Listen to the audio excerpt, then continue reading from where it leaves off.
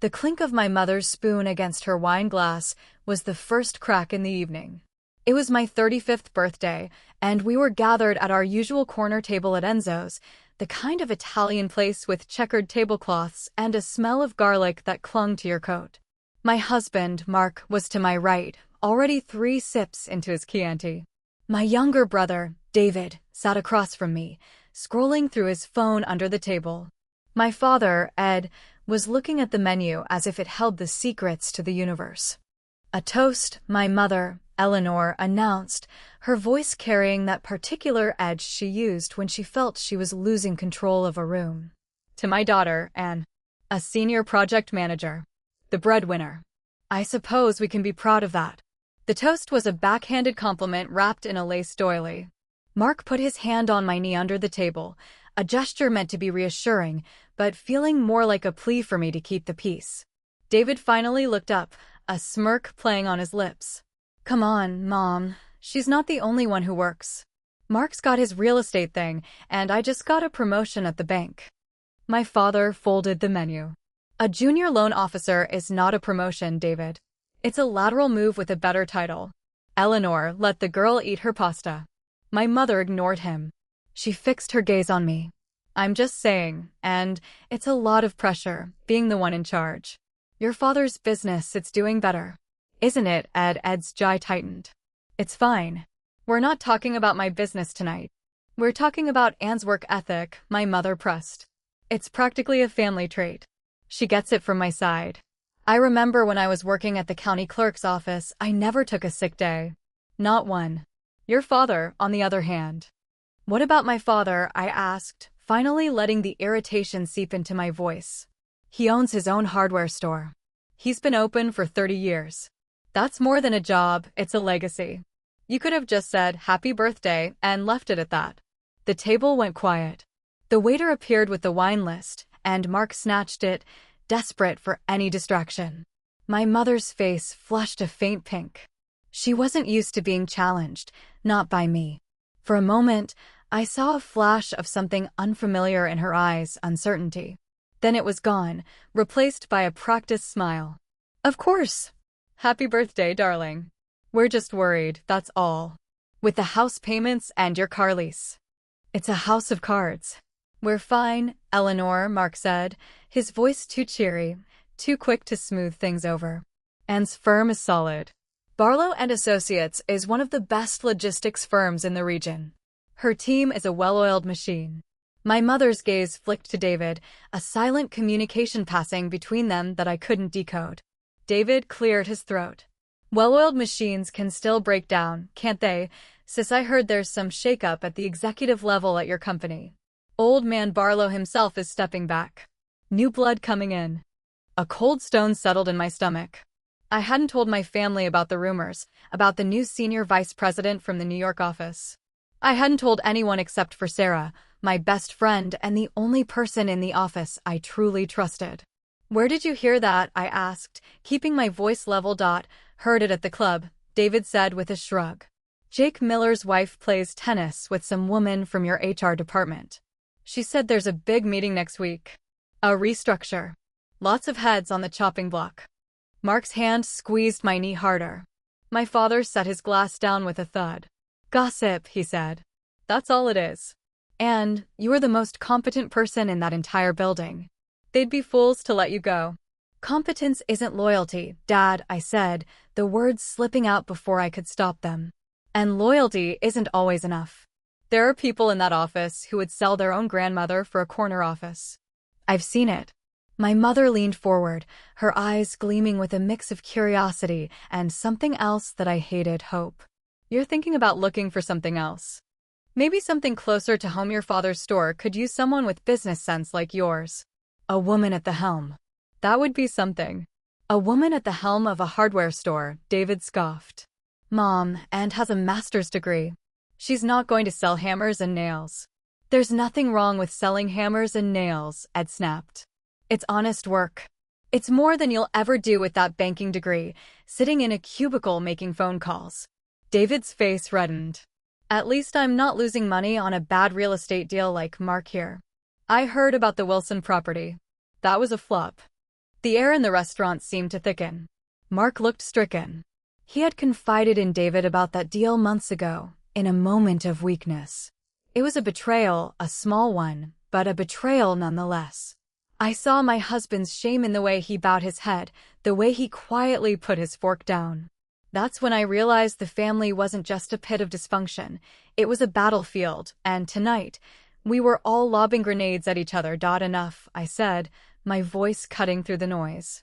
I stood up, grabbing my purse. This is my birthday. You know, the one day a year I'm supposed to be reminded that I'm not a complete failure. But I'm just a chess piece for all of you to maneuver. Mark's career, David's ego, Dad's legacy, Mom's ambitions. I'm done. My mother stood up too, her chair scraping the tile floor. Don't you walk away from me, Anne. We're a family. We have to look out for each other. If you're in trouble at work, we need to know. I'm not in trouble, I lied. But I will be if I stay in this chair another minute. I walked out of Enzo's into the cool night air, the door swinging shut behind me. I could hear Mark's muffled apology through the glass and my mother's sharp retort. I felt a mix of shame and liberation. The problem wasn't just the firm. The problem was the whole fabric of my life, which I was beginning to see was woven from lies and unspoken resentments. Mark caught up to me at the car. And I'm sorry. I didn't mean for that to happen. I should have shut David down. It's not your fault, I said, leaning against the hood. It's my fault. I should have never told them anything about my job. My mother only wants to know so she can measure my success against my father's failure. She's just worried. She's worried about appearances, I corrected. She's worried about what her bridge club will think if her daughter gets laid off. It's not about me. It never is. The drive home was silent. I stared out the window at the familiar streets, the houses with their warm, glowing windows, the families inside having their own quiet dinners, their own silent wars. I wondered how many of them were pretending. The next morning, I was in my office at Barlow and Associates by 6:30. The building was quiet, the only sound the hum of the fluorescent lights. I was grateful for the silence. It gave me time to think. I was reviewing the P&L for the Southeast Regional account when Sarah poked her head in my office door. She had a mug of coffee in one hand and a tablet in the other. Her face was pale. "And you need to see this," she said, her voice barely a whisper. She closed the door behind her and sat down across from me. She slid the tablet across the desk. "The restructuring plan. It's leaked. It's on the shared drive." I looked at the screen. It was a document with my name on it. Under it, a list of recommended terminations. I scrolled down. My name was at the top. The reason listed: redundancy of position. Strategic reallocation. But the author's name in the header was what made my blood run cold. It was my own assistant, a young, ambitious woman named Chloe, whom I had trained from scratch, whom I had defended in performance reviews, whom I had invited to my house for dinner. Next to her name was a note from the new SVP: accelerate timeline. Make an example to signal change. "Sarah," I said, my voice trembling. This is sabotage. She's been feeding information to the new guy. She's been undermining me." "I know," Sarah said. I checked the edit history. "She's been working on this for weeks. Right under your nose." I stared at the screen. My family's dinner, their petty jabs, their hidden agendas, seemed almost quaint compared to this. This wasn't just a job loss. This was a personal annihilation. Chloe knew my vulnerabilities.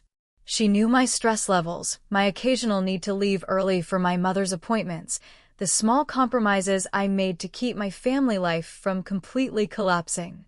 She had weaponized them. I remembered a conversation we'd had just last week. Chloe had asked if I was feeling okay. I had vented about my mother, about the pressure. She had nodded sympathetically, her eyes wide with empathy. I had thought I was building a mentor-mentee relationship. I had been building my own pyre. I closed the file, my hand shaking. The memory of my mother's toast, my father's strained silence, David's smug grin, and Mark's defeated posture all swirled in my head. They were all distractions, little fires that I had been trying to put out while a much larger inferno was building right in front of me. I had given Chloe everything: my trust, my time, my knowledge. And she had used it to craft a document that would end my career. I looked at Sarah. Does anyone else know about this? Has anyone else seen it? Just me, I think, she said. I found it by accident this morning. I was looking for a different file and the naming convention caught my eye. And, what are you going to do? I took a deep breath. The old Anne, the one who played by the rules and believed in fairness, would have marched straight to HR. She would have demanded a meeting. She would have cried and pleaded and shown them the evidence. But that Anne had just been humiliated at a birthday dinner. That Anne was tired of being a victim. Print me a copy, I said, my voice steadying.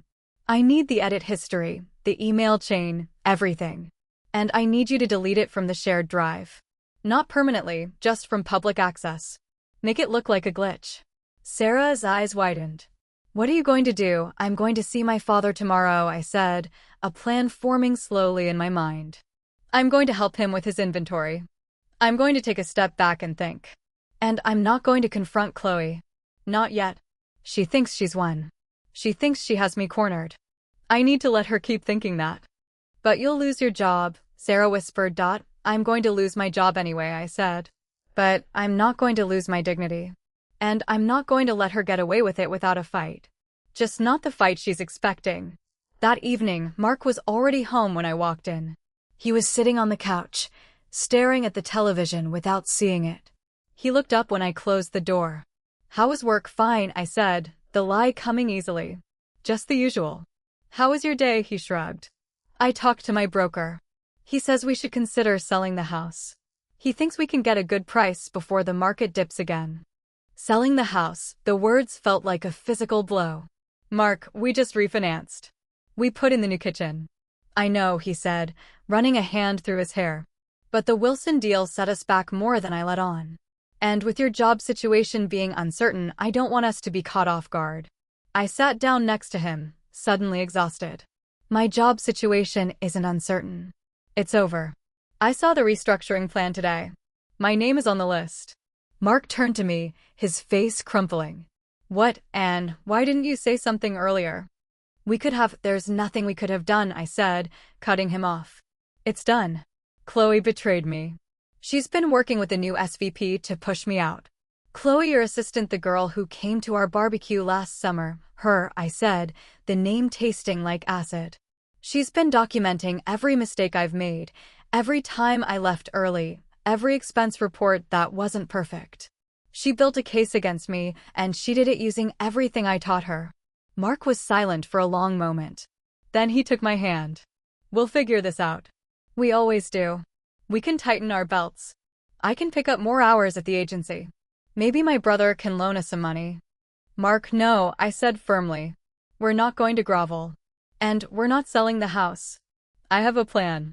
I'm going to talk to my father tomorrow. He asked me to help him with the store, and I'm going to say yes. A real help, not just a token visit. I need something to fall back on. A hardware store. He couldn't hide the skepticism in his voice. A family business, I corrected. A legacy. It's not a corner office at Barlow and Associates, but it's honest work. And right now, I need something honest. Mark nodded slowly. He looked defeated, but there was also a glimmer of relief in his eyes. For so long, he had felt like he was carrying the weight of our financial problems alone. Now I was telling him that I was going to carry it with him.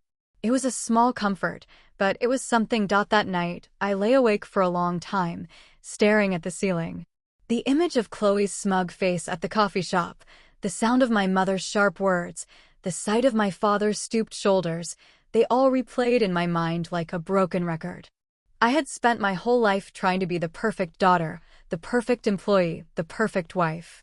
And where had it gotten me?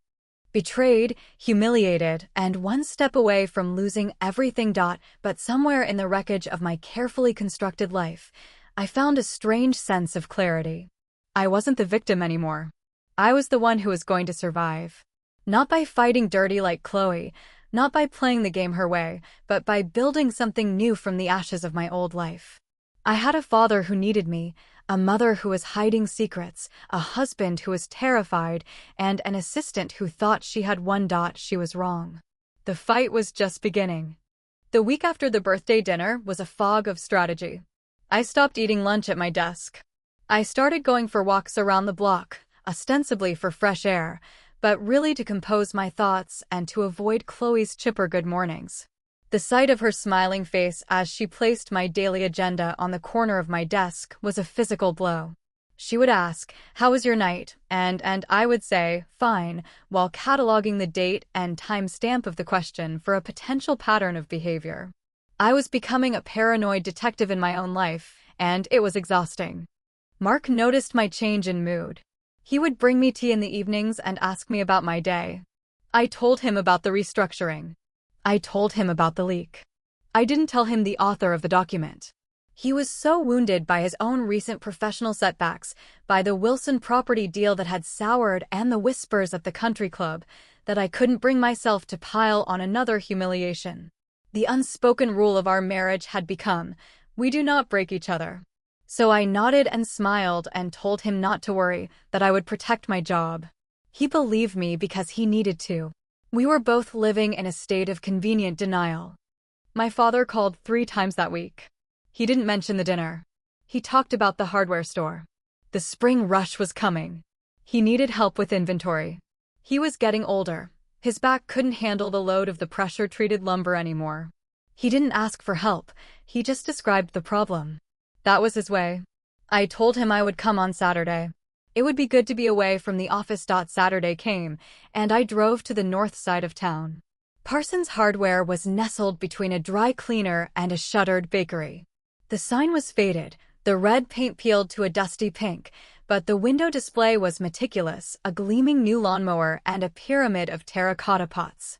It was the only hardware store left that didn't have a self-checkout lane and an app. You had to talk to a person. You had to trust the person. My father was in the back, wrestling a pallet of fertilizer. He looked older than he had 3 weeks ago. His white hair was thinner, and his shoulders stooped under the weight of a lifetime of lifting things that were too heavy. And, he said, wiping his hands on his apron, "You came." I said I would, Dad. He nodded, then gestured for me to follow him into the small, cluttered office behind the register. It smelled of oil and paper. There were stacks of invoices and catalogs covering every surface. He sat down behind his desk, the old wooden chair groaning under him. He didn't ask about Mark. He didn't ask about the restructuring. He looked at me with an expression I couldn't decipher. "I'm selling the store," he said, the words dropping like a lead weight onto the desk. The room tilted. "What, why?" "Because I'm tired, Anne. And because Eleanor won't stop. She says it's an eyesore. She says it's holding us back from enjoying our retirement. She's been talking to a developer. They want to put in a strip mall, a pharmacy, and a nail salon." "It's our store," I said, my voice rising. "It's been in the family for 3 generations. It's been a source of contention for 3 generations, he corrected, a sad smile crossing his face. "Your mother is right about one thing. I'm not getting any younger. The margins are thin. The competition is too big. But I'm not selling to a developer. I'm selling to a young couple who want to open a specialty gardening center. They'll keep the structure. They'll keep the soul of the place." I was about to argue, to tell him he was giving up, but I stopped myself. This was his life, his choice. Just as my career was mine. And hadn't I just been thinking that I was giving up by not confronting Chloe? "Did you tell Mom?" I told her this morning. "She's not speaking to me. She's threatening to move to Florida to live with her sister. A protest, she calls it. We can't afford for her to go," I said, the financial implications hitting me. "Who would pay her expenses? That is not my problem," he said, his voice hardening. "Not anymore. I spent my life being the villain to keep her happy. I'm too old for the role." He pulled a folder out of his drawer and slid it across the desk to me. "Take this. It's a list of my accounts, my suppliers. I thought you might want to look at it. For your own reference. You have a good head for numbers. I never got to teach you the business, but maybe you can take the knowledge with you." I opened the folder. It was a piece of my history, a piece of my family's soul. I felt a sting in my eyes. I blinked it away. I was a professional. I didn't cry in the back of a hardware store. But I let him hug me, a brief, awkward embrace that smelled of sawdust and regret. That night, after I got home and Mark had fallen asleep on the couch in front of the television, I sat at my desk in the spare bedroom. I pulled out the folder my father had given me. I also opened my laptop. I had Sarah's email with Chloe's contract. I started reading. It was meticulous. Chloe had signed a non-disclosure agreement, standard for our level. But there was a clause in her employee handbook, a subsection on conflict of interest that I had always skimmed. It stated that no employee could provide proprietary strategic documents to any third party, including executives outside of their direct chain of command, without prior approval from their immediate supervisor and the compliance officer. I cross-referenced the leak. The new SVP, Raymond Webb, had a direct line to the CFO, who was also on the distribution list of the leaked document. Raymond hadn't requested it. Chloe had volunteered it. She had created the document and then sent it directly to him. She had not copied me. That was a direct violation of protocol, a fireable offense. I printed the clause and the email chain Sarah had managed to pull from the server's metadata. I highlighted the relevant sections. I took a sip of cold coffee and looked out the window at the night. I was no longer a victim. I was an aggrieved party with evidence. The next step was to confront her, but I couldn't do it in the office. Not with HR, not with a witness. That would be too formal, too messy. I needed to see her face. I needed her to know that I knew, and I needed to gauge her reaction. I sent her a text message. Chloe, I need to see you for coffee tomorrow morning before work. 7 a.m. The coffee bean on maple. She responded within seconds, sure, and what's the occasion? I ignored the question. The occasion was the unraveling of trust. I didn't sleep that night. I felt a strange, cold clarity. The family drama, the store sale, my mother's desertion, it was all background noise. The real story was right here on my desk. And I was going to resolve it. The next morning, I arrived at the coffee bean 15 minutes early. I ordered a black tea and took a table in the back corner, my back to the wall. I wanted to see her coming. The cafe was already bustling with the morning rush, the loud hiss of the espresso machine and the chatter of customers filling the air. I had chosen this place specifically because it was neutral, public, and far enough from the office that no one would recognize us. Chloe walked in at 10 minutes to 7, precisely on time, balancing a leather briefcase and a canvas tote bag. She was wearing a crisp white blouse and a bright smile. She exuded an air of breezy competence that had once made me proud to be her mentor. Now it made my stomach churn. She saw me, waved, and navigated through the crowd to my table. "Anne, this is a surprise," she said, her voice bright. She sat down without waiting for an invitation. "Everything okay? You look tired. Are you getting enough sleep? You always forget to take care of yourself." It was a masterful performance. The perfect mix of professionalism and faux maternal concern. "I'm fine, Chloe," I said, setting down my cup. "I wanted to talk to you about the restructuring document." Her smile didn't waver, but I saw a flicker of something in her eyes, a split-second calculation, like a deer catching a scent. "Oh, that. It's terrible, isn't it?" "I heard about it. It's all over the office. Raymond Webb is a piece of work. I can't believe they're thinking of cutting so many senior positions." "I can believe it," I said, slowly, measuring my words. "What I can't believe is that you're the author." The smile collapsed. For the first time, Chloe looked vulnerable. Her hand went to her neck, a nervous gesture. "What are you talking about? I didn't write that document." "The metadata says you did," I said. "I have the edit history. I have the timestamps. I have the email you sent directly to Raymond Webb, bypassing your chain of command. This is a clear violation of your contract and the company handbook." She stared at me for a long moment. The background noise of the coffee shop faded away. When she spoke, her voice was different, lower, harder. "You don't know anything, and you think you're so above it all. The moral compass of the office. But you're just a cog. A worn-out cog. Raymond Webb is the future. He offered me a promotion. He offered me your job." "My job," I echoed, incredulous. "I gave you your job. I taught you everything you know." "You taught me to be a good assistant," she spat. "You didn't teach me to be a leader. You never saw me as anything more than your shadow. You went home early to take care of your family problems, and I covered for you. I saved your skin 100 times. And when that new SVP walked in and asked for a vision, he wanted to see who had vision. I had it. You were just Managing. It was like a slap in the face. I had known betrayal was coming, but I hadn't expected the venom. I hadn't expected her to view my attempts at work-life balance as a weakness to be exploited. I had thought she was loyal. Chloe, I said, fighting to keep my voice from shaking. I have the evidence. I can go to HR. I can have you terminated for cause. Your career in this industry would be over. You won't do that, she said, leaning forward. Because I know things about you too, Anne. I know you've been less than honest with your expenses. I know you took that company car to visit your mother in the neighboring state, and you logged it as a client visit. I know you've had a few too many drinks at company events. You're a liability. And if you try to destroy me, I'll take you down with me. My tea had gone cold. I stared into the dark liquid. She was right. I had cut corners. I had covered for my own mistakes. I hadn't been a perfect employee. I had just been a survivor trying to keep all the balls in the air. The pressure of the family, the guilt, the exhaustion, it had made me careless. She had documented it, like a predator. So we have a mutual assured destruction, I said. Finally. Let's call it a truce, she said, her smile returning.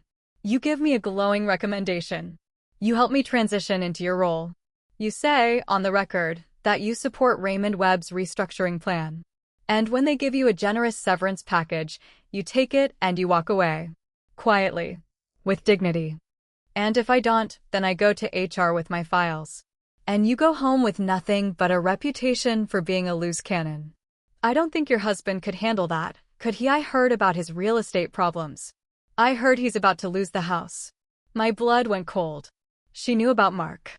How did she have contacts in the bank? Was David connected to this? The tentacles of this betrayal were spreading far wider than I had imagined. The walls of the coffee shop were closing in. You're a monster, Chloe, I whispered. No, and she said, standing up. I'm just a pragmatist. The world doesn't reward loyalty. It rewards results. I'm getting results. I'll see you at the office. She walked away, leaving me with the cold tea and the crumbling remains of my career. The confrontation hadn't been a victory or a defeat. It had been a stalemate. But it had also been a revelation. My family wasn't just a burden. They were a weapon being used against me. The lines between my personal life and my professional life had been irrevocably blurred. I knew I had to reevaluate everything. The file from my father sat in my bag. For the first time, I considered it not as a sentimental keepsake, but as a practical lifeline. That night, I called my mother. The phone rang for a long time before she picked up. Hello, her voice was clipped. Mom, I said. I need to talk to you. I need to apologize. Apologize, she said, surprised. For what? For letting you walk all over me, I said.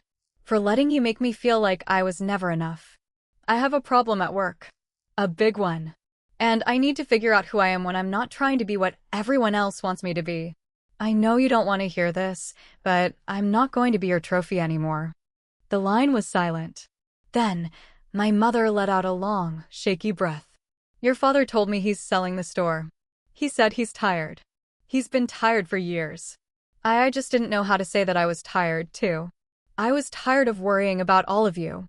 Tired of pretending everything was fine when it wasn't. It wasn't an apology, but it was a crack in the armor. It was an admission that we were all, in our own way, drowning. For the first time, I felt a sliver of empathy for my mother. She had built a fortress of criticism to protect her own fear of failure. And in doing so, she had taught me to build my own fortress. I had built it at work with Chloe, and it was now crumbling. Let's have dinner, I said. Just us. No Mark, no David, no Dad. Just you and me. Let's actually talk. I don't know if I can, and she said, her voice small. I don't know if I can either, I admitted. But I'm asking. She agreed. It was a small step, but it was a step toward a different kind of battle. One where I wasn't fighting against my family, but fighting alongside them, to understand them. The next few days were a delicate balancing act. I continued to go to work, to smile at Chloe, to nod along in meetings. But every spare moment I had, I was studying my father's accounts. I was making notes, calculating margins, sketching out a plan on a legal pad. I was also watching my mother. I saw the way she avoided my father's gaze at the dinner table. I saw the way her hands trembled when she reached for her coffee cup. She was keeping a secret, and I was determined to find out what it was. On Thursday, I stopped by the store after work. My father was closing up, counting the cash in the register. And, he said, looking up, "You're here late." "I wanted to talk to you about the supplier list," I said. "I've been going through it. Did you know that you're paying nearly 30% more for your plumbing fixtures than the going rate? There's a distributor over in the next county that offers bulk discounts." My father looked at me, a mixture of surprise and something else, pride, perhaps. "You've been looking at my books." "I've been looking at our books," I corrected. "Dad, this store has potential. Real potential.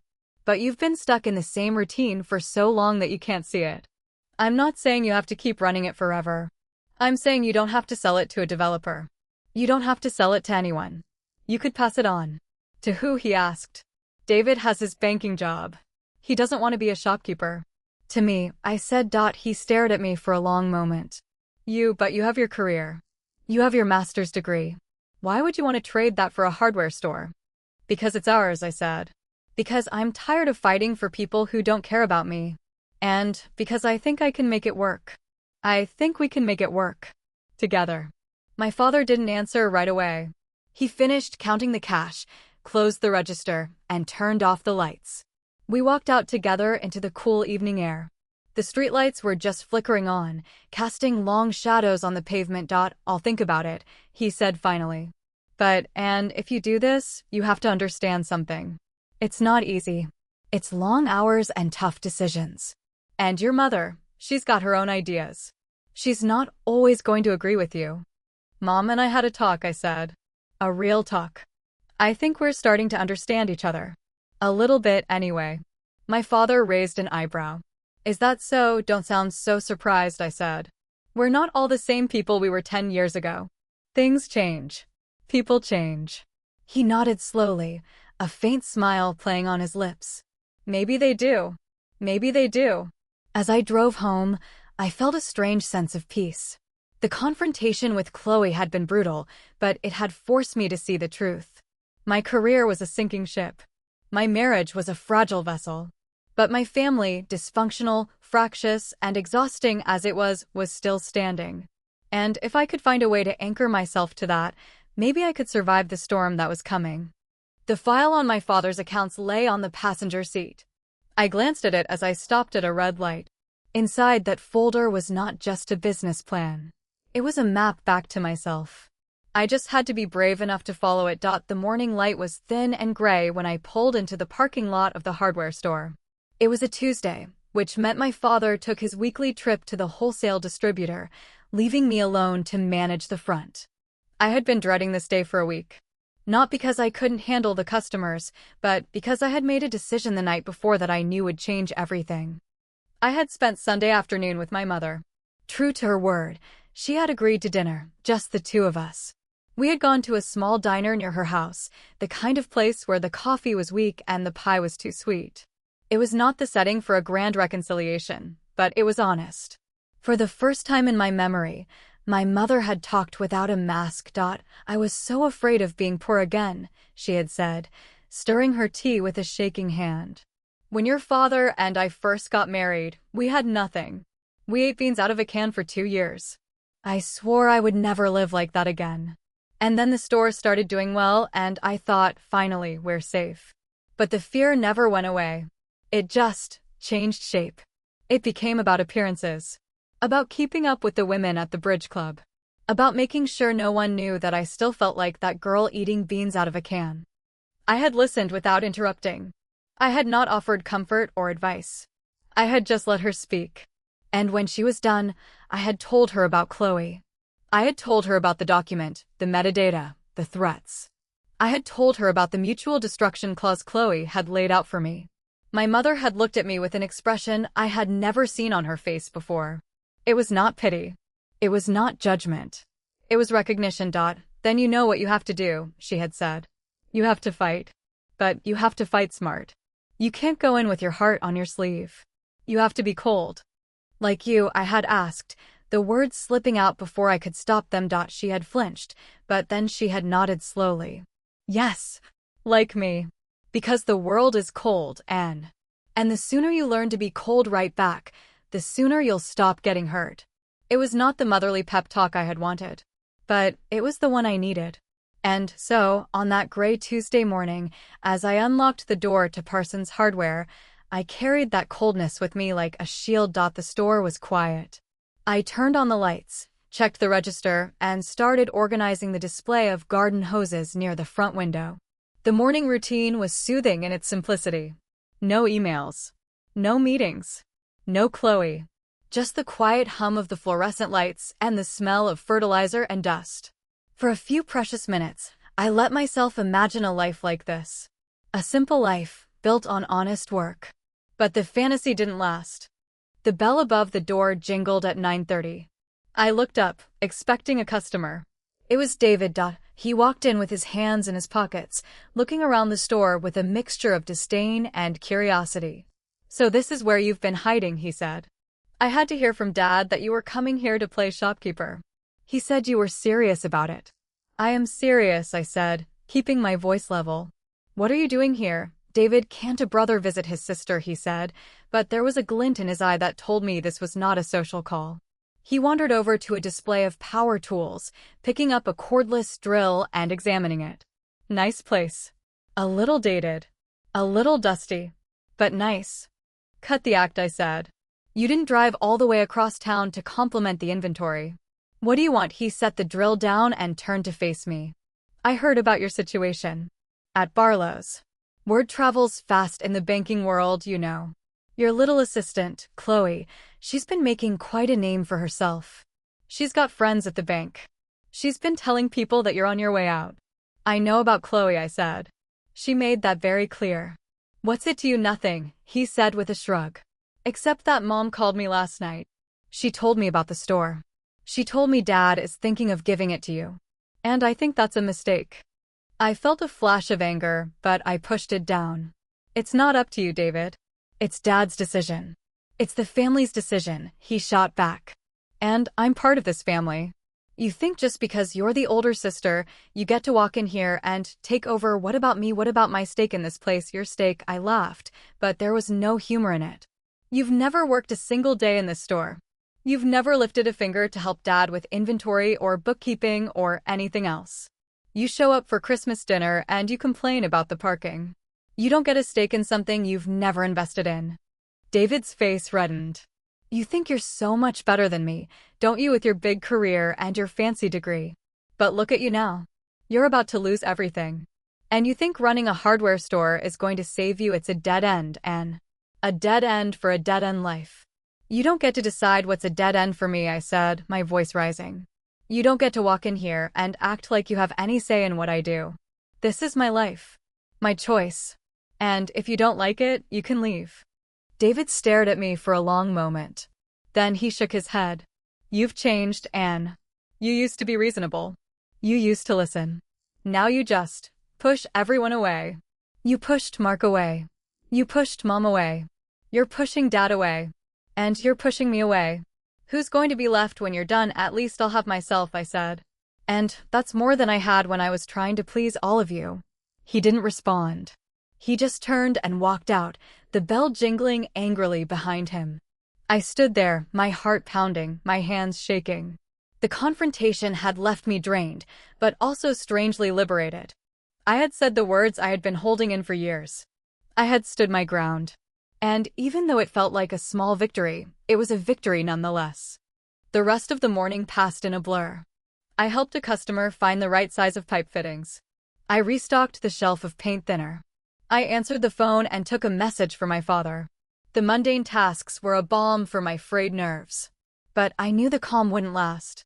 Chloe was still out there, waiting for me to make my next move. At noon, I locked the store and walked across the street to a small deli.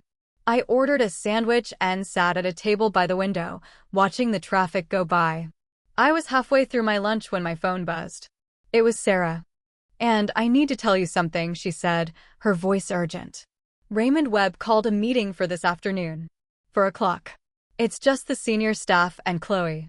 I think it's the final announcement. I think they're going to make it official." "I knew it was coming," I said, setting down my sandwich. "Did they say anything else?" "Just that it's a mandatory meeting," Sarah said. "You have to be there." If you're not there, it'll look like you're admitting defeat. I'm not admitting anything, I said. I'll be there. Thanks for letting me know, Sarah. I owe you one. You don't owe me anything, she said. Just be careful. Chloe is going to be gloating. She's going to try to provoke you. Don't let her. I won't, I said. I've got a plan. But the truth was, I didn't have a plan. I had been so focused on the store, on my father, on the confrontation with David, that I had let my strategy for work slide. I had the evidence of Chloe's violation. I had the printed copies of the email chains. But I had no idea how to use them effectively. If I went to HR now, it would look like a desperate last stand. If I did nothing, I would be quietly pushed out. Either way, I was losing. I finished my sandwich and walked back to the store. My father was still at the distributor. I had the place to myself for another few hours. I sat down in the cluttered office behind the register and opened my laptop. I pulled up the folder of evidence Sarah had sent me. I stared at the screen, scrolling through the documents. The metadata, the email chains, the contract. It was all there in black and white dot, and then I saw it. A detail I had missed before. In the employee handbook, there was a clause about confidentiality that extended beyond the company itself. It stated that if an employee was found to have shared proprietary information with a competitor or a third party without authorization, they could be subject to legal action. Chloe had sent the document to Raymond Webb, who was technically a competitor. He had come from the New York office, but he had been hired by a different firm before joining Barlow's. And he had a reputation for poaching talent and stealing strategies. I didn't have proof that Chloe had shared anything with him beyond the restructuring document. But I had enough to raise a question. And a question, in the right hands, could become a crisis. I called Sarah back. I need you to do something for me, I said. I need you to find out if Raymond Webb has any connection to the New York firm that was sued for corporate espionage a few years ago. The one that got slapped with a confidentiality injunction. What are you thinking? She asked. I'm thinking that Chloe might have made a bigger mistake than she realizes, I said. If she shared proprietary information with someone who has a history of corporate espionage, that's not just a fireable offense. That's a legal liability. And the board will not want that kind of risk. And that's brilliant, she said. But how do we prove it? We don't have to prove it, I said. We just have to create enough doubt that the board has to investigate. And while they're investigating, they can't move forward with the restructuring. It freezes everything. And Chloe becomes a liability, I said. Not a star employee. A liability. And Raymond Webb will drop her faster than a hot potato. I hung up and sat back in the chair. My heart was racing, but my mind was clear. I had a new plan. It was risky. It was underhanded. It was exactly the kind of cold, calculated strategy my mother had told me to embrace. And it felt right. At 3:30, I drove to the office. The parking lot was half empty, the late afternoon sun casting long shadows across the asphalt. I walked into the building with my head held high. I passed the reception desk, walked through the maze of cubicles, and entered the conference room where the meeting was scheduled. Chloe was already there. She was seated at the head of the table, her laptop open in front of her, her smile smug and triumphant. She looked up as I walked in. Anne, I'm so glad you could make it. I was afraid you might be too busy with, what are you doing these days? Working at your father's hardware store. I have a life outside this office, Chloe, I said, taking a seat near the window. But I wouldn't expect you to understand that. Raymond Webb walked in a moment later, followed by a few other senior staff members. He took his place at the podium, his expression all business. Thank you all for coming, he began. I know there have been a lot of rumors about the restructuring. I'm here to make it official. He spoke for 10 minutes, outlining the new organizational structure, the layoffs, the departmental shifts, and then he came to the part one had been waiting for. As you know, and has been an integral part of this company for many years. But as we move forward, we've decided to make some changes in leadership. Chloe will be stepping into the role of Senior Director of Operations. There was a smattering of polite applause. Chloe beamed. I kept my face neutral. Before Raymond could continue, I raised my hand. I have a question. Raymond looked surprised, but he nodded. Go ahead. I've been reviewing the document that Chloe prepared for the restructuring, I said, my voice calm and steady. And I've noticed a few discrepancies. In particular, I noticed that some of the information in that document appears to have been shared with a third party who has a history of legal action related to corporate espionage. I'm not making any accusations. I'm just asking for clarification. Was this document vetted by the compliance team before it was distributed? The room went silent. Chloe's smile vanished. Raymond's face turned a shade of red I hadn't seen before. I don't know what you're talking about, he said, his voice tight. Maybe it's nothing, I said, shrugging. But I have copies of the metadata and the email chains. I'd be happy to share them with HR for review. I think it's important that we all have a clear understanding of how this document was created and distributed. The tension in the room was palpable. Chloe was staring at me with a look of pure hatred. Raymond was fumbling with his papers, clearly off balance. The other staff members were exchanging uneasy glances. I think we should table this discussion for another time, Raymond said finally. We've covered the main points. This meeting is adjourned. I stood up and walked out of the room, my heart pounding, but my steps steady. I had sown the seed of doubt. Now all I had to do was water it. As I walked through the lobby toward the exit, I heard footsteps behind me. It was Chloe. You think you're clever, don't you? She hissed. You think you can derail everything with some made-up accusation. It's not made up, I said, turning to face her. And it's not an accusation. It's a question. A question that I'm going to make sure gets asked. Over and over again. Until someone gives me an answer. You're making a mistake, she said. A big mistake. I have a file on you, Anne. A thick file.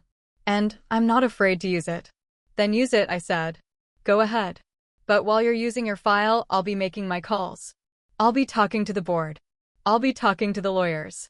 And I'll be asking them why they're promoting someone who doesn't understand the meaning of confidentiality. Chloe stared at me, her face pale with rage. For a moment, I thought she was going to hit me. But then she just turned and walked away, her heels clicking on the tile floor. I watched her go, and I felt a strange sense of liberation.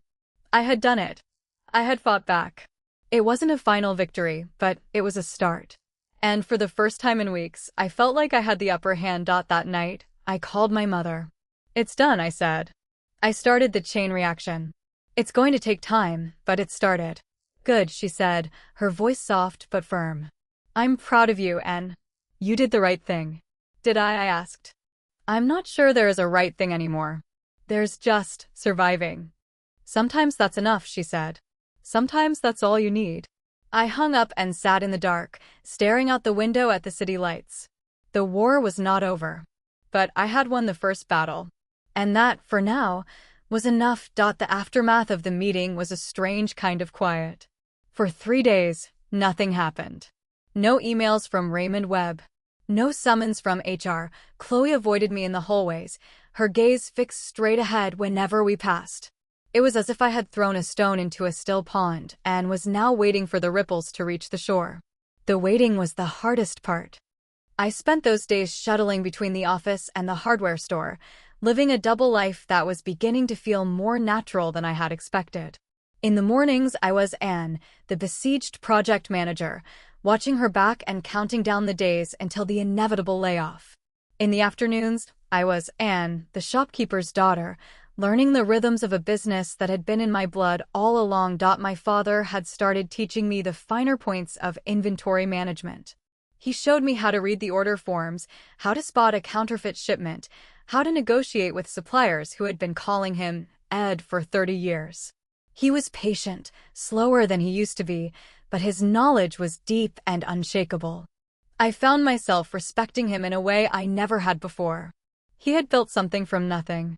He had sustained it through recessions and competition and family strife. And he had done it all with a quiet dignity that I had been too blind to see. On the 4th day, Sarah called me at the store. And you need to come in. Now. The board is calling an emergency meeting. It's about the restructuring. And your name keeps coming up. What do you mean, my name keeps coming up? I asked, my heart rate quickening. Raymond Webb has been scrambling all week, Sarah said. He's been making calls, trying to figure out who leaked the information about his New York connection. Someone on the board got wind of your questions at the meeting. They want to hear from you directly. It's happening in 2 hours. I looked at my father, who was standing nearby, pretending not to listen. He gave me a small nod, the kind of nod that said, "Go. Do what you have to do. I'll handle things here." "I'll be there," I said to Sarah. "And Sarah, thank you. For everything." "I've got your back," she said. "Always." I drove to the office with a knot in my stomach. The emergency meeting was not a sign of victory. It was a sign of escalation. The board was getting involved, which meant the stakes were higher than I had anticipated. If they sided with Raymond, I would be out on my ear, with nothing but a tarnished reputation and a severance package that would barely cover 3 months of mortgage payments. But if they sided with me, if they saw the truth of Chloe's betrayal and Raymond's reckless ambition, I might have a chance to salvage something. Not my job. That was already gone. But my dignity. My future. The conference room was packed when I arrived. The board members were seated around the long table, their faces stern and unreadable. Raymond Webb was at the head, looking like a man who had swallowed a wasp. Chloe was seated behind him, her face a mask of controlled fury. Sarah was in the back, giving me an encouraging thumbs-up. "Thank you for coming," and, the chairman said, a silver-haired man named Mr. Foster who had been with the company since before I was born. "We've called this meeting to address some concerns that have been raised about the restructuring process. Specifically, concerns about the confidentiality of certain documents and the potential for conflicts of interest." "I'm happy to address any questions," I said, taking a seat near the middle of the table. "I have documentation that I think will be helpful." Raymond stood up abruptly. "This is a waste of time. And is a disgruntled employee who is trying to undermine a strategic initiative that she doesn't agree with. She's spreading baseless rumors to protect her own position." "I'm not trying to protect my position," I said, meeting his gaze. "My position is already gone. You made that clear. What I'm trying to do is protect the integrity of this company. If the restructuring is based on documents that were shared in violation of our confidentiality agreement, then the entire process is compromised. And that's not just my opinion. It's a legal fact." Mr. Foster leaned forward. "And can you provide us with evidence of this violation?" I pulled the folder from my bag and slid it across the table. The metadata from the restructuring document shows that it was created by Chloe, not by Raymond Webb or anyone on the executive team.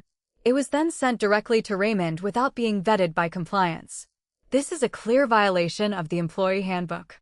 Additionally, I have reason to believe that Raymond Webb may have a history of engaging in similar practices at his previous firm. "You have no proof of that," Raymond snapped. "I have enough to warrant an investigation," I countered. "And I think the board owes it to the shareholders to make sure that this restructuring is above board. If it's not, the consequences could be severe. Legal fees, reputational damage, loss of client trust." The board members exchanged glances. Mr. Foster picked up the folder and began flipping through the documents. He took his time, reading each page carefully. The room was so quiet I could hear the hum of the air conditioning. Finally, he set the folder down and looked at Raymond. "I think we need to take a recess. The board will deliberate on this matter. Raymond, I'd like you to stay. Chloe, you can wait in the outer office. And you're free to go, but please keep your phone available." I stood up, my knees trembling slightly. I had done what I came to do. The rest was out of my hands. As I walked out of the conference room, Chloe fell into step beside me. Her face was pale, her lips pressed into a thin line.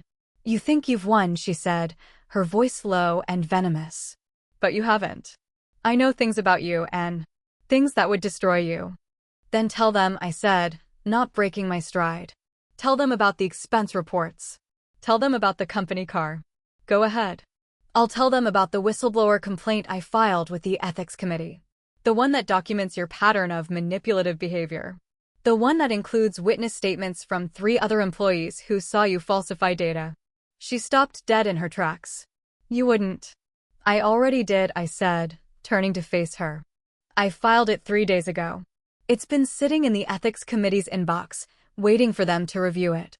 And now that the board is investigating the restructuring, I'm sure they'll get around to it very quickly." Chloe's face went from pale to ashen. She opened her mouth to speak, but no words came out.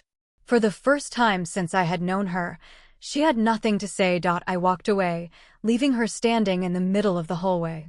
It was not a victory I was proud of. It was a victory born of desperation. But it was a victory nonetheless. That evening, I went back to the hardware store. My father was still there, closing up. He looked at me as I walked in, his eyes searching my face. "How did it go?" "I threw the grenade," I said, slumping into the chair behind the counter. "Now I'm waiting to see if it explodes." He nodded slowly. "That's all you can do. Sometimes, you just have to throw the grenade and hope it lands in the right place." We sat in silence for a few minutes. The store was quiet, the fluorescent lights humming softly. I looked around at the shelves of tools, the bins of nails, the stacks of paint cans. It was a humble place. Unremarkable. And yet, it felt more like home than any office I had ever worked in. "Dad," I said, "I've been thinking. If I'm going to do this, if I'm really going to take over the store, I need to do it right. I need to modernize. I need to renegotiate the supplier contracts. I need to build an online presence. It's going to take time and money and a lot of hard work." "I know," he said. "And I'm willing to help. But you have to understand something. The store is not just a business. It's a legacy. It's the work of 3 generations.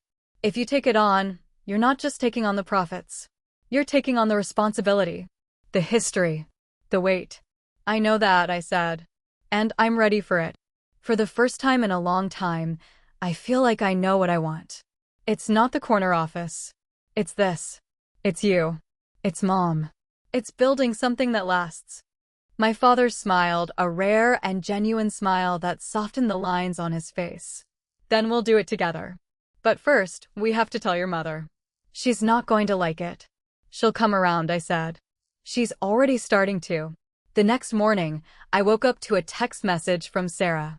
"Board meeting is over. Raymond Webb has been placed on administrative leave pending investigation. Chloe has been suspended without pay. The restructuring is on hold. You did it, Anne." I read the message 3 times before the words sank in. I had done it. I had planted the seed of doubt, and it had grown into a full-blown crisis. Chloe was suspended. Raymond was under investigation. The restructuring was frozen. It wasn't a permanent victory, but it was a reprieve. A chance to breathe. I called Sarah immediately. "What happens now? The board is going to conduct a full review," she said. "They're bringing in an outside investigator. It's going to take weeks, maybe months. But for now, the layoffs are on hold. Your job is safe. At least for the time being." "Thank you, Sarah," I said. "I don't know how to repay you." "Just stay in touch," she said. "And Anne, be careful. Chloe is not going to take this lying down. She's going to fight back." "I know," I said. "But I'm ready." Later that morning, I went to my mother's house. She was in the garden, tending to her roses. She looked up as I approached, her face guarded. "You look like you have news." "I do," I said. "The restructuring is on hold. Chloe is suspended. Raymond Webb is under investigation. I'm not out of the woods yet, but I'm not drowning anymore." My mother set down her pruning shears and wiped her hands on her apron. She looked at me for a long moment, her eyes unreadable. Then she did something I had not expected. She pulled me into a hug. It was stiff and awkward, the kind of hug she gave at funerals and graduations, but it was real. It was genuine. "I'm proud of you," and she said, her voice muffled against my shoulder. "I know I don't say it enough, but I'm proud of you." I hugged her back, feeling the unfamiliar warmth of her embrace. "Thank you, Mom. That means more than you know." She pulled back and looked at me, her eyes glistening. "I've been thinking about what you said. About the store. About taking it over. I think you're right. It's time for a change.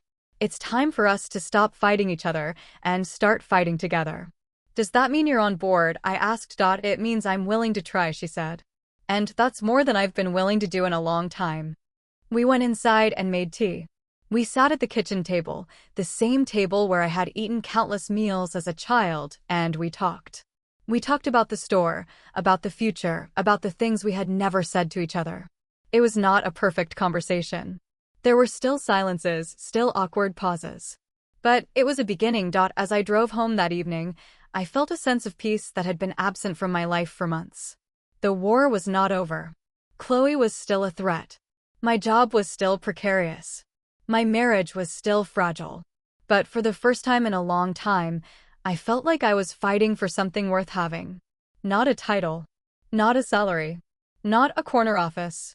But a family. A legacy.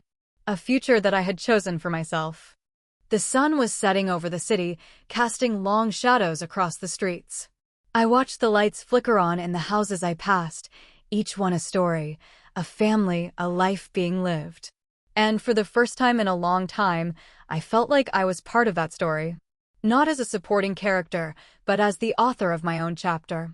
The next chapter was still unwritten, but I was ready to write it. The reprieve lasted exactly 1 week. 7 days of relative calm, during which I allowed myself to believe that maybe, just maybe, the worst was behind me. I went to work, kept my head down, and avoided the empty desk where Chloe used to sit. I came home to Mark, who had started sleeping better and eating dinner with me instead of in front of the television. I spent my weekends at the hardware store, learning the rhythms of a business that was slowly starting to feel like my own. It was on a Tuesday, the 8th day, that the other shoe dropped. I was in the back office of Parsons Hardware, reviewing the new supplier contracts my father had negotiated. The terms were better than I had expected. We were going to save nearly 20% on our plumbing fixtures, which meant we could lower our prices and still maintain a healthy margin. It was a small victory, but a significant one. I was making notes in the margins when the bell above the door jingled. I looked up, expecting a customer. It was Mark. He walked in with a look on his face that I had never seen before. It was not anger. It was not sadness. It was something worse. It was defeat. And he said, his voice flat, "We need to talk." I set down my pen and stood up. "What happened? Is everything okay? I just got a call from the bank," he said. "They're calling in the loan on the Wilson property. The balloon payment is due in 30 days. I don't have the money. We don't have the money." I felt the floor tilt beneath me. The Wilson property. The deal that had been a flop. The deal that David had mocked him for at the birthday dinner. Mark had been carrying that weight for months, hoping he could find a buyer or a partner to share the burden. But the market had turned, and the property was worth less than what we owed on it. "Mark, I thought you said you had it under control," I said, my voice trembling. "You told me you were working on a solution." "I was," he said, sinking into the chair across from me. "I was hoping I could sell it to a developer." But the developer backed out. He said the zoning laws were too complicated. "I've been trying to find another buyer, but no one wants a piece of land that's underwater. And the bank is tired of waiting." "How much?" I asked. "$250,000, he said. "It's the balloon payment. If I can't pay it, the bank will foreclose on the property. And then they'll come after our house to recover the difference." I sat back in my chair, my mind racing. $250,000. It was more money than I could imagine. It was more money than the hardware store made in 2 years. It was a debt that would crush us. Why didn't you tell me this was coming?" I asked, my voice rising. "Why did you wait until the last minute?" "Because I didn't want to worry you," he said, his voice cracking. "You were already dealing with so much. The restructuring. Chloe. Your family. I thought I could handle it. I thought I could fix it. But I couldn't. I failed. I failed you." He buried his face in his hands, his shoulders shaking. I had never seen Mark cry before.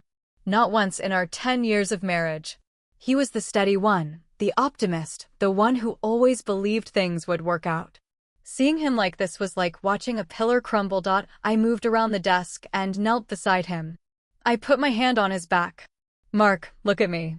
He looked up, his eyes red and swollen. "We're going to get through this," I said. "I don't know how yet, but we're going to get through it. We're a team. We always have been." "But the money, we'll find the money," I said. "We'll sell the house if we have to. We'll sell the cars. We'll figure it out. But we can't give up. Not now. Not when we've come this far." He nodded slowly, wiping his eyes with the back of his hand. "I'm sorry, Anne. I should have told you. I should have trusted you." "You can trust me now," I said. "And I trust you. We're going to get through this. Together." We sat like that for a long time, holding each other in the cluttered office of the hardware store. The smell of sawdust and oil surrounded us, a strange comfort in the midst of chaos. I thought about all the nights I had come home exhausted from work, too tired to talk, too drained to listen. I had been so focused on my own problems that I had missed the signs of Mark's struggles. I had failed him too. That night, we sat at the kitchen table with a pad of paper and a calculator. We listed all our assets and all our debts. The house was worth more than we owed, but selling it would take time. The cars were older, but they had some equity. We had retirement accounts, but cashing them out would come with penalties and taxes. It was a grim picture, but it wasn't hopeless. It was just difficult. We could ask my parents for help, I said, hating the words even as they came out of my mouth. Mark shook his head. No. Your father is already struggling with the store. Your mother, well, you know how she feels about money. It would only make things worse. What about your brother? He's got his own family to worry about, Mark said. He can't afford to loan us that kind of money. And I wouldn't ask him even if he could. We sat in silence, staring at the numbers on the page. The problem was clear, but the solution was not. I felt a familiar knot of anxiety tightening in my chest. It was the same feeling I had had when I first saw the restructuring document. The same feeling I had had when Chloe threatened me at the coffee shop.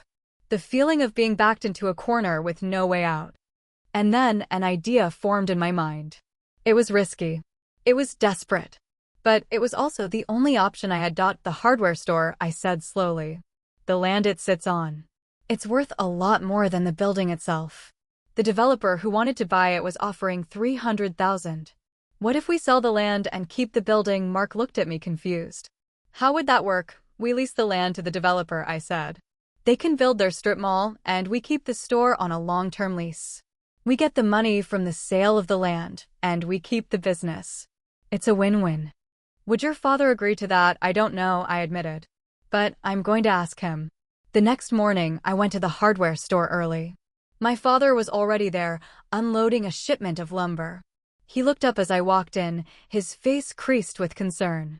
You look like you haven't slept. I haven't, I said. Dad, I need to ask you something. It's about the store. And it's about a lot of money. I explained the situation. I told him about Mark's debt, about the balloon payment, about our desperate need for cash. I told him about my idea to sell the land and lease it back. I watched his face as I spoke, searching for signs of resistance or disbelief.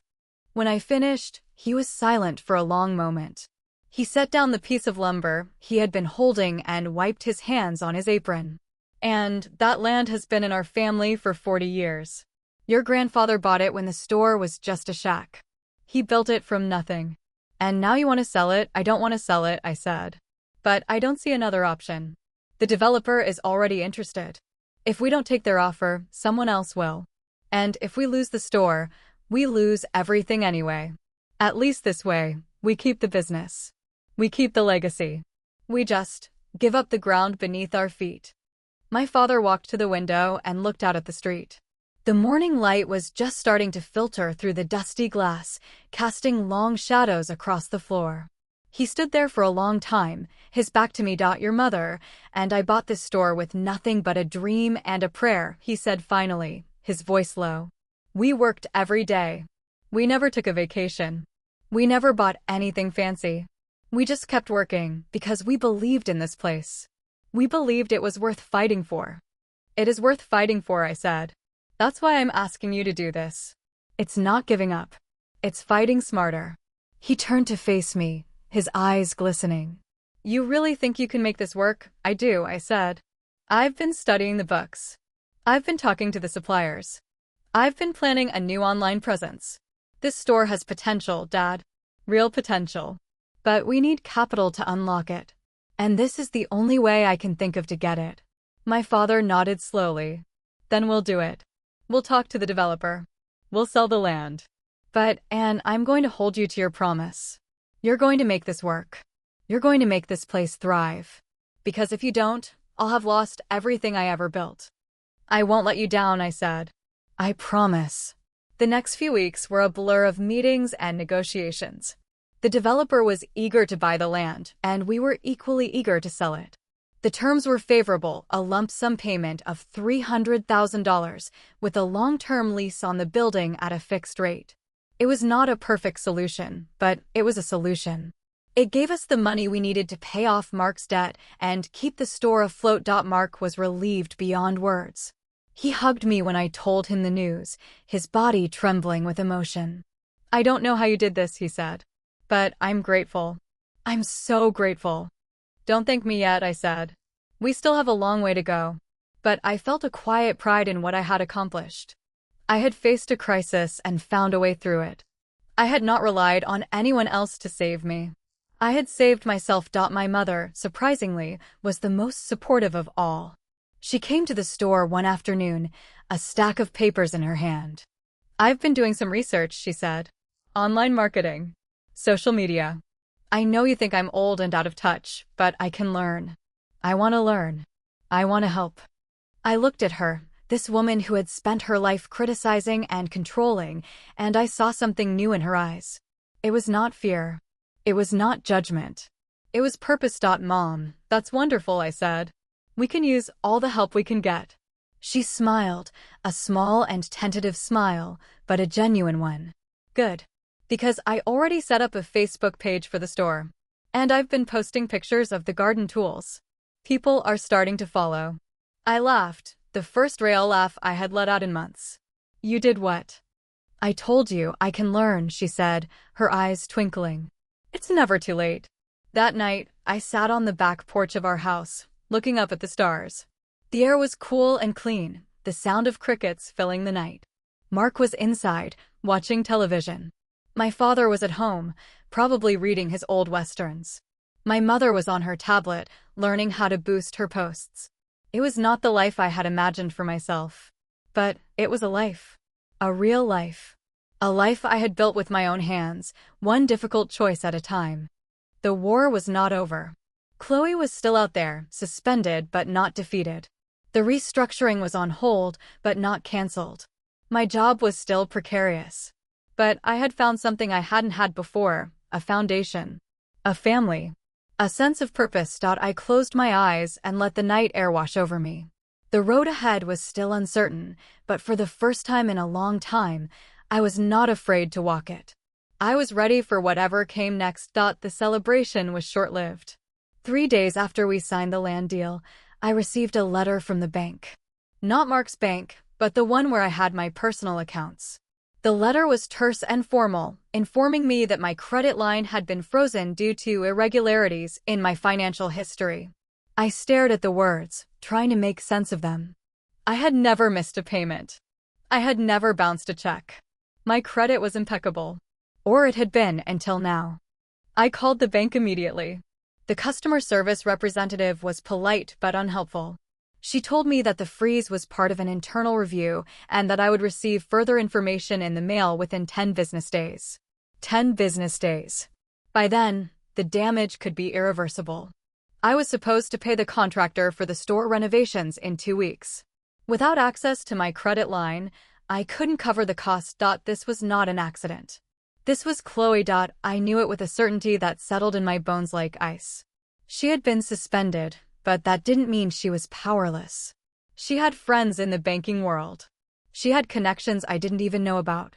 She had been biding her time, waiting for the right moment to strike.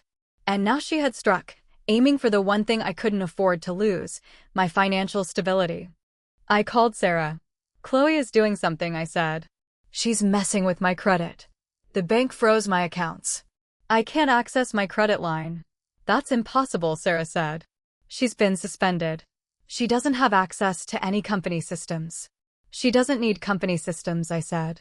"She has connections. Personal connections. She knows people at the bank. She probably called in a favor. She's trying to destroy me." "I'll make some calls," Sarah said. "I know a few people in the compliance department. They might be able to find out if there's an investigation pending. And if Chloe is using personal connections to interfere with your finances, that's a crime. You could press charges." "I don't want to press charges," I said. "I want to stop her. I want to make her go away." But I knew it wasn't that simple. Chloe was like a weed. Cutting her back only made her grow stronger. The only way to get rid of her was to pull her out by the roots. That afternoon, I went to my mother's house. She was in the kitchen, baking cookies. The smell of sugar and cinnamon filled the air, a comforting contrast to the chaos of my thoughts. She looked up as I walked in, her face softening when she saw my expression. "What happened?" she asked, setting down her mixing bowl. I told her about the letter from the bank. I told her about my suspicion that Chloe was behind it. I told her about my fear that I was losing control of everything I had worked so hard to build. My mother listened without interrupting. When I finished, she wiped her hands on her apron and sat down across from me. "And I'm going to tell you something I've never told anyone. Not your father. Not your brother. Not even my sister." I leaned forward, curious. "What is it?" "Years ago, before you were born, I had a similar situation," she said, her voice low. "There was a woman at the county clerk's office.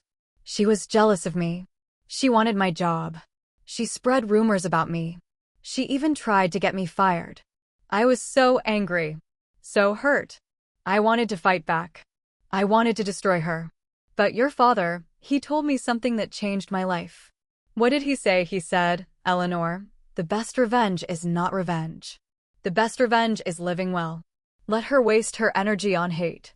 You spend your energy on building something good." And he was right. I let her go. I focused on my work. I focused on my family. And eventually, she moved away. She got caught up in her own schemes and ruined her own life. I didn't have to lift a finger. I sat back in my chair, processing her words. It was the most profound thing my mother had ever said to me. For years, I had seen her as a woman of criticism and control. But beneath that exterior, there was wisdom. There was resilience. There was a strength I had never recognized. "Mom, I don't know if I can do that," I said. "I'm not as strong as you." "You're stronger than you think," she said. "You proved that when you faced down Chloe in that meeting. You proved that when you took on the store. You proved that when you stood by Mark. You have more strength than you know, and you just have to trust it." I stayed for dinner. We talked about the store, about my father's health, about David's latest job drama. It was a normal evening, the kind I had taken for granted for years. But it felt different now. It felt precious. The quiet moments, the shared meals, the simple conversations, these were the things that mattered. Not the promotions. Not the titles. Not the corner offices. The next morning, I went to the hardware store early. I had a plan. I was going to call the bank again, escalate the issue, demand an explanation. I was going to fight back, but I was going to do it differently this time. I was going to do it my mother's way. I was going to focus on building, not destroying. The phone was ringing when I walked into the office. I picked it up, expecting the bank or a supplier. It was Sarah. "And I have news," she said, her voice breathless. "The compliance department found something. Chloe didn't just mess with your credit. She's been running a side business. She's been using company resources to funnel clients to a consulting firm she started with a friend. She's been doing it for months. It's fraud. It's embezzlement. It's a whole mess." I felt my jaw drop. "Are you serious?" "Dead serious," Sarah said. "They have evidence. Emails. Financial records.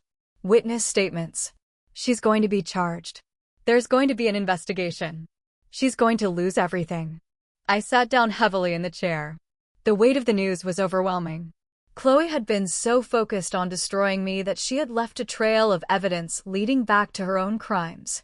She had been so sure of her own cleverness that she had overlooked the most basic rule of corporate survival: don't leave a paper trail. "Sarah, thank you for telling me," I said. "This changes everything." "It does," she said. "But, Anne, be careful. She's cornered now. And cornered animals are the most dangerous. She's going to lash out. She's going to try to take you down with her. Don't let her." "I won't," I said. "I promise." I hung up and sat in the silence of the office. The news should have felt like a victory. But it didn't. It felt like a tragedy.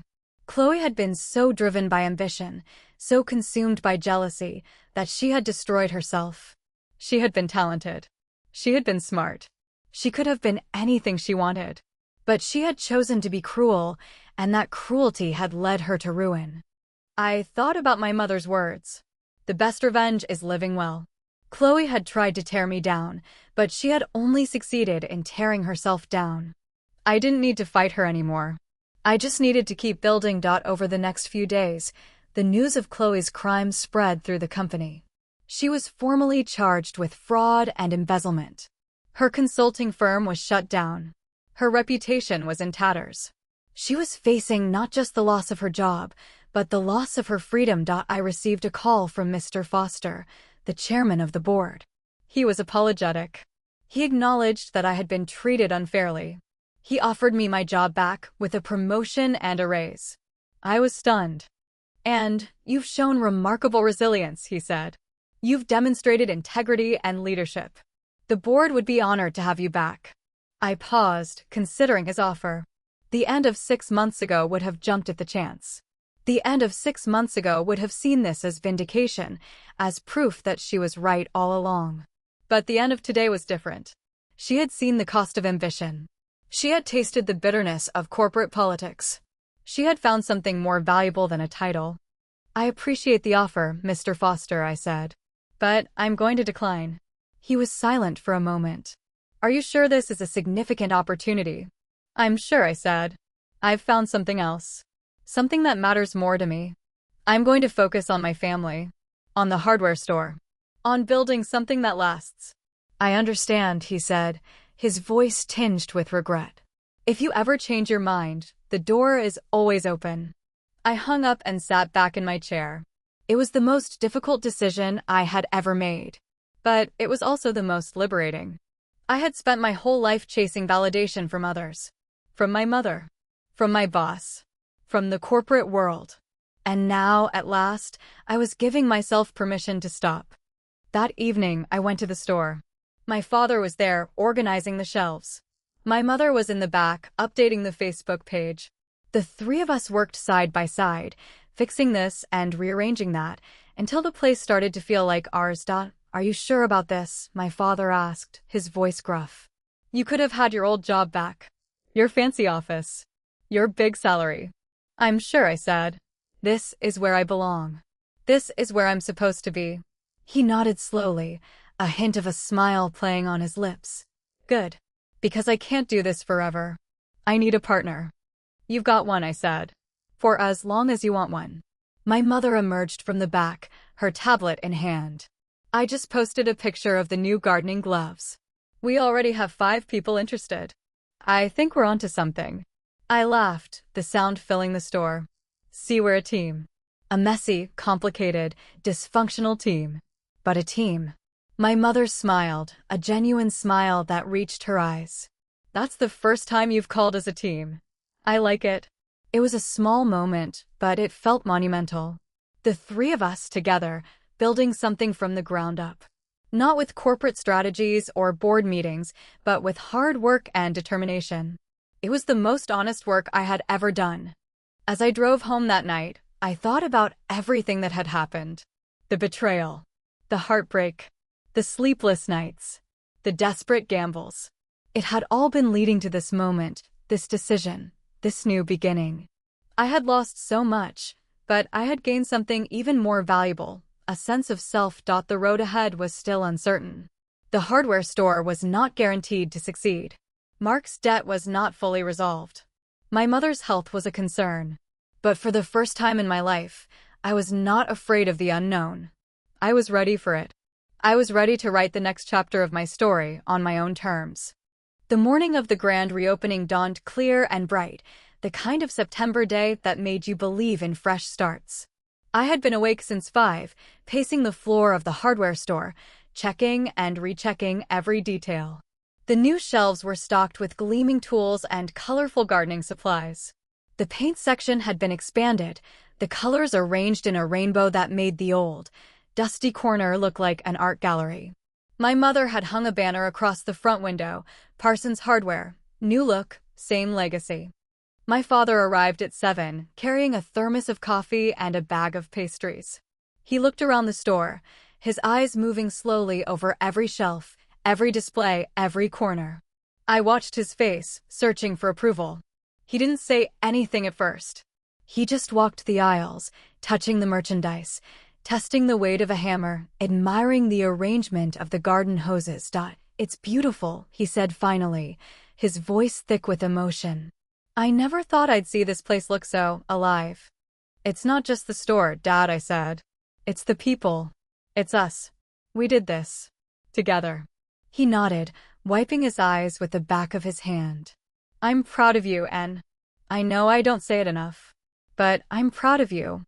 We stood together in the quiet of the store, the morning light streaming through the windows. It was a moment I would remember for the rest of my life. The smell of sawdust and fresh paint. The sound of my father's breathing. The weight of everything we had been through and everything we had built. My mother arrived at 8, carrying a tray of cookies and a tablet loaded with the store's new social media accounts. She had become a whiz at online marketing, posting daily updates, responding to customer inquiries, even filming short videos of my father demonstrating the proper way to sharpen a lawnmower blade. It had started as a reluctant concession, but it had quickly become her passion. We have over 500 followers now, she announced, setting down the tray.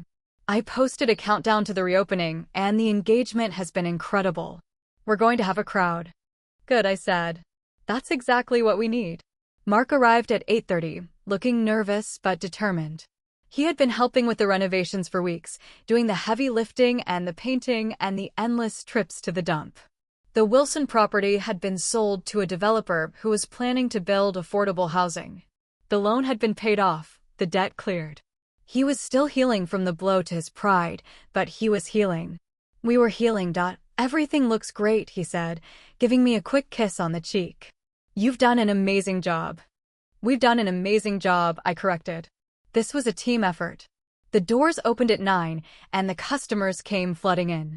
They were neighbors and friends, former customers who had been coming to Parsons for decades, and new faces who had discovered us through the social media campaign. The store was buzzing with energy, the sound of conversations and laughter filling the aisles. My father was in his element, greeting old friends and making new ones. My mother was circulating with her tray of cookies, charming everyone she met. Mark was helping a young couple pick out a new set of power tools. And I was standing at the register, ringing up purchases and feeling a sense of peace I had never known. The day passed in a blur of activity. We sold more in that single day than we had sold in the previous month. The new inventory was flying off the shelves. The gardening tools were a particular hit, thanks to my mother's clever marketing. By the time the doors closed at 6, we were exhausted, exhilarated, and deeply satisfied. We sat in the back office, counting the day's receipts. My father was laughing, a sound I hadn't heard in years. My mother was leaning against the desk, a tired but genuine smile on her face. Mark was reclining in the old wooden chair, his feet propped up on a box of nails. We did it, I said. We actually did it. We did, my father agreed. But this is just the beginning. We've got a lot of work ahead of us. I know, I said. But for the first time, I'm not afraid of the work. I'm looking forward to it. The celebration that evening was a small affair. We ordered pizza and ate it in the store, sitting on overturned buckets and makeshift chairs. My mother told stories about the early days of the store, when she and my father had worked side by side, sleeping in the back room to save money on rent. My father talked about his own father, the one who had started the business, and the lessons he had learned from him. Mark talked about his plans for the future, his new interest in community development, his hope to find work that was meaningful. And I talked about my journey, the betrayal at work, the confrontation with Chloe, the struggle to find my own identity, the discovery that family was not a burden, but a foundation. I spent so many years trying to prove myself to everyone else, I said. I thought success was a title and a salary. I thought happiness was approval. But I was wrong. Success is this. Happiness is this. It's all of you, sitting in a dusty hardware store, eating cold pizza and laughing like we haven't a care in the world. My mother reached over and squeezed my hand. We're proud of you, Anne. We've always been proud of you. We just didn't always know how to show it. I know, Mom, I said. And I'm proud of you too. All of you. We've come a long way. The weeks that followed were a whirlwind of activity. The store's reputation grew, and so did our customer base. We started offering workshops on home repair and gardening, taught by my father and a local landscaper we had hired. My mother launched a newsletter, keeping our customers informed about new products and special events. Mark found a job with a nonprofit organization that focused on affordable housing, and he came home every day with a sense of purpose I hadn't seen in him in years. And I found my own rhythm. I was no longer the project manager, and the breadwinner, and the daughter trying to please an impossible mother. I was the shopkeeper and the builder and the woman who had finally found her place. The twist came on a rainy Thursday afternoon, 3 months after the reopening. I was in the back office, reviewing the monthly accounts, when the doorbell jingled. I looked up, expecting a customer. It was Chloe. She looked different. Her hair was pulled back in a severe bun, and her clothes were plain and unassuming. Gone were the tailored suits and the expensive accessories. She looked tired, defeated, and older than her years. "And," she said, her voice soft, "I need to talk to you." I set down my pen and stood up. "What are you doing here, Chloe, please?" she said. "Just give me 5 minutes. I know I don't deserve it, but I need to say something." I gestured to the chair across from me. She sat down, her hands folded in her lap. She looked at the floor for a long moment before speaking. "I'm sorry," she said finally. "For everything. For the lies. For the manipulation. For trying to destroy your career. I was so consumed by jealousy and ambition that I couldn't see what I was doing. And now I've lost everything. My job. My reputation. My friends. My family won't even speak to me." I stared at her, not knowing what to say. She had caused me so much pain. She had betrayed my trust, sabotaged my career, and threatened my family. And yet, looking at her now, I saw someone who was broken.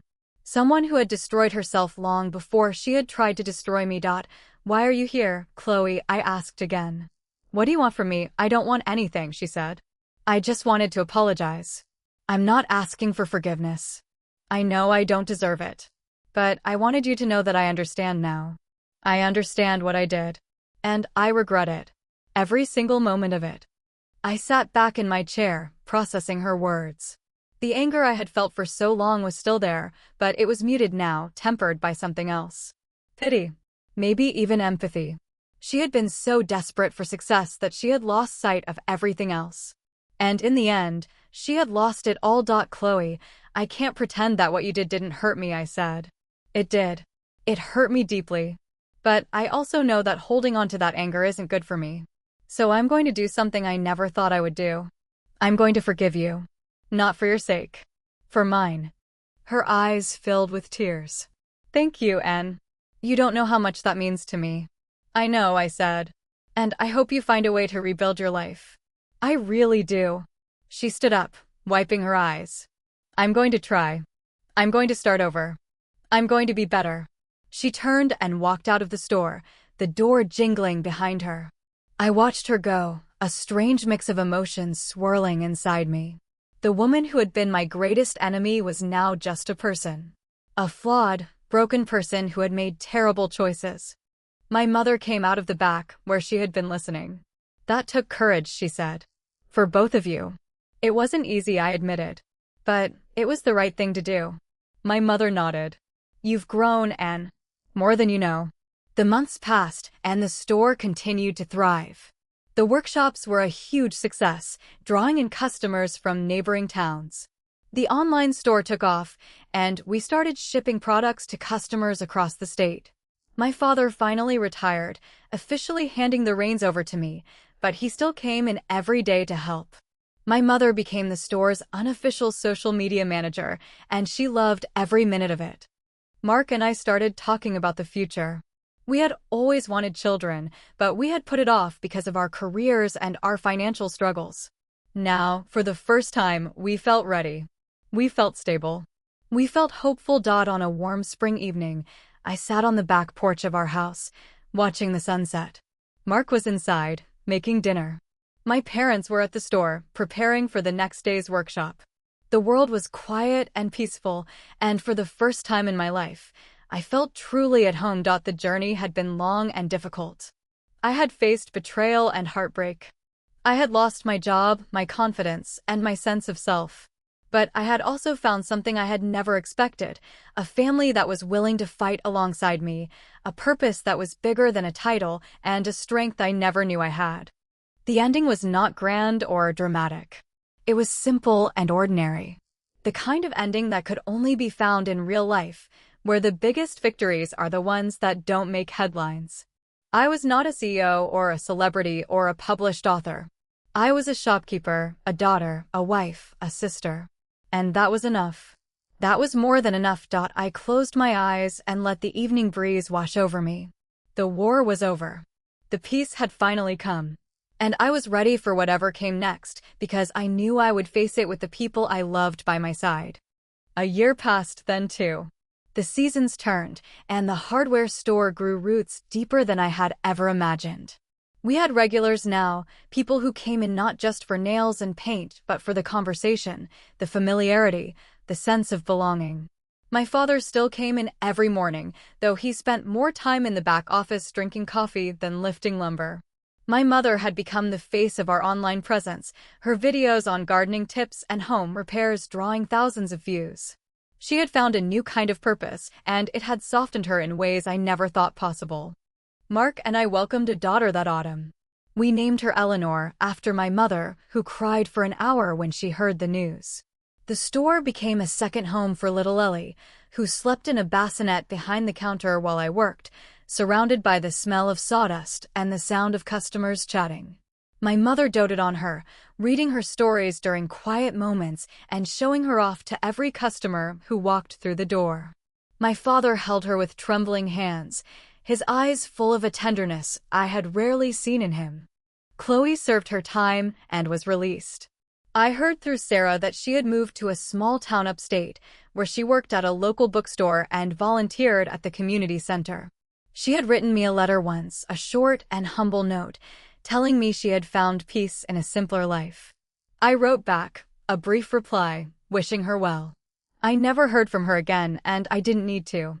The chapter was closed. I still thought about the office sometimes, the long hours and the endless meetings, the pressure to perform and the fear of falling behind. But those memories felt like they belonged to someone else, a woman I had been in another life. The woman I was now was different. She was slower, calmer, more content. She had traded a corner office for a cash register, and she had never been happier. On a quiet Sunday afternoon, I stood at the front window of the store, looking out at the street. The sun was warm, and the trees were beginning to change color. Mark was pushing Ellie in her stroller down the sidewalk, pointing out the birds and the clouds. My parents were inside, my father restocking the nails, and my mother organizing the gardening gloves. It was an ordinary scene, the kind that happened every day in 1,000 small towns across the country. But to me, it was everything. I had spent so many years chasing something I couldn't name, believing that success was a destination I had to reach. But now I understood that success was not a place. It was a feeling. It was the warmth of my husband's hand in mine. It was the sound of my daughter's laughter. It was the sight of my parents working side by side, their arguments replaced by quiet understanding. It was the knowledge that I had built something real, something lasting, something that would outlive me. The story didn't end with a dramatic flourish or a grand revelation. It ended the way most real stories end, with a quiet moment of gratitude, a deep breath, and a sense that everything was exactly as it should be. I turned away from the window and walked back to the counter, ready for the next customer, the next challenge, the next ordinary day. And I smiled, because I knew that this was the life I had been fighting for all along.